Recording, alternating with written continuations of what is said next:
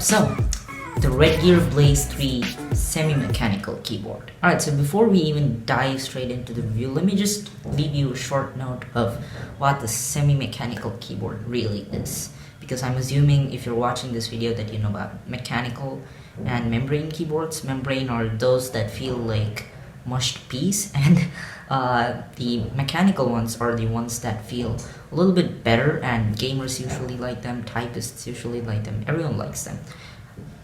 Only they're more expensive. So a semi-mechanical keyboard, at its most basic, is a keyboard that essentially tries to be a mechanical keyboard. But if you want to actually learn more about the mechanics of the whole semi-mechanical, mechanical, and membrane keyboards, I suggest that you watch this video, which will be linked right up here from Bitwit. So now with that out of the way, let's get into the actual review. So starting off with the design, the Redgear Blaze 3 has quite a premium design when compared to, well, other competitors. What even is this thing? I don't know. But yeah, it has quite a premium feel when it comes to the materials and everything. And actually, Redgear has a really cool trick up their sleeve to make it look premium while also keeping the price down. So basically what they've done is, there is a metal sheet on top, and that's what you touch, you feel. That's what you see on the Amazon pictures themselves, right? But underneath all of that, they've actually got plastic. So this way, they just save money by not using metal everywhere, making a metallic keyboard. But they also give the users a premium feel, which is huge thumbs up to whoever thought of this idea. So the metal sheet actually also curves across the edges. And moving on, the LED lights, right? Because that's the only gaming part of most budget gaming keyboards. So this has got 3 LED colors: red, blue, and no, not green. They decided to go with pink. What? Who even cares about pink? Like, seriously? Red is great, blue is great, you know the deal, RGB. And G stands for green, so you give green. As simple as that, but they decided to go with pink.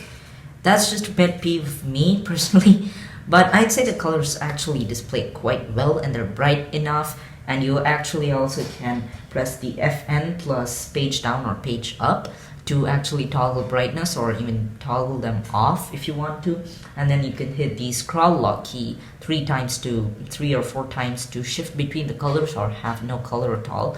And you can also hit the FN plus scroll lock keyboard shortcut to cycle through the colors in this sort of breathing effect. And also, if you're wondering what the 3 in the Redgear Blaze 3 stands for, yes, you guessed it, it's the 3 colors. But if you want to be a bit more extravagant and just go for, like, let's just say 7 colors, they've got the Redgear Blaze 7. More expensive, but I'd say worth the extra cost if you really want those many colors. So, and then the LEDs are also allowed to just kind of seep through or leak through, as they say, through these, you know, kind of vents that they have on the sides. They basically just put like translucent plastic on the sides so that it gives a little cool RGB effect or whatever. It's a cool touch. Now moving on, let's talk about the feel of the keys. So most semi-mechanical keyboards don't usually use like actual mechanics from mechanical keyboards, and just, you know, they don't have like a half-breed or anything.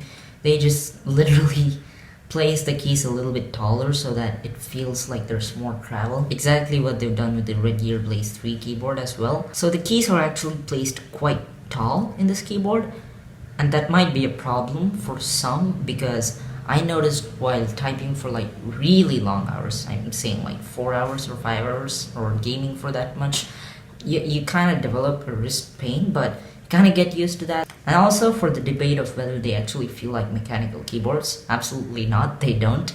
If you're into, you know, pure die-hard gaming or typing or whatever it is that you're into, don't get this thinking that you're going to get the mechanical feel. And now moving on, the keycaps are also equally important as the height of the keys, I guess. So the keycaps are, you know, surprisingly well built, although they do sometimes, if you take them out a lot, like I did. So basically I took this arrow key a lot of times outside just for the fun of it, and now it does this weird jumpy thing whenever I hit that keyboard, whenever I hit that particular key, that is. Now Obviously, that's something you don't want to be doing. The keycaps themselves are actually made of quite good material. They have this sort of weird texture that I kind of like. And then on the bottom side of the keycaps, they've got the long stick that, you know, kind of increases the height even more, as if it wasn't really increased enough by the metal sheet and whatnot. That all actually adds to the experience of the keyboard. And also one more thing that a lot of keyboards at this price range don't do is just, you know, the shape of the overall keyboard. It's just really easy if you know typing to like reach the next row. It's just like perfectly placed, like each line of keys are just perfectly placed, which is something I adore as well. Alright, so moving on to the underside of the keyboard, we've got basically plastic, no more premium metals or anything, but then you've also got these 2 feet that you can adjust if you want more height. Honestly, just leave them like they are, otherwise you're just literally going to break your wrist. Like, this is not a great position to type on, so just don't do it. But yeah, they're really good flaps, and they also have this really satisfying click whenever you open them and close them. And then obviously you've got the other little things that you see in every other keyboard, like the 3 lights up top. Oh, and also you've got this Windows lock key, which is really cool. So basically you just press FN and then Windows key, and then now if you're playing a game in full screen mode and you press the Windows key like by mistake, it just won't go back to the home screen, which is great. Super amazing feature that I have no idea why a lot of keyboards don't have. And for each of those 3 features, that is the num lock, caps lock, and Windows key lock, they've got 3 respective lights, which are, by the way, excruciatingly bright. So bright, in fact, that they'll probably burn your eyes out of your skull.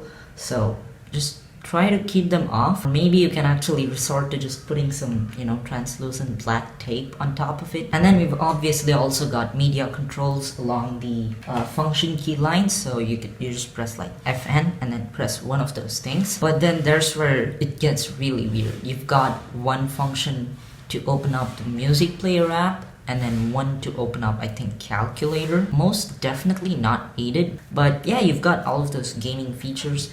And honestly, even if you're not into gaming or anything, it's a good keyboard to enhance your typing skills. But it does feel better than your normal cheap $2 or $3 keyboard to type on for long bursts. And then also, quick note, this company's branding is really, really weird. Like, I bought this saying that this was Redgear Blaze 3, but then my friend went on to search for the same keyboard, and then there came another keyboard saying Redgear Manta Blaze 3, which was the exact same keyboard. So if you find a keyboard like this online but with a different name like Manta Blaze, whatever, and it has the Redgear brand also on it, chances are high that it's the same keyboard. So I'd say press the button on that one.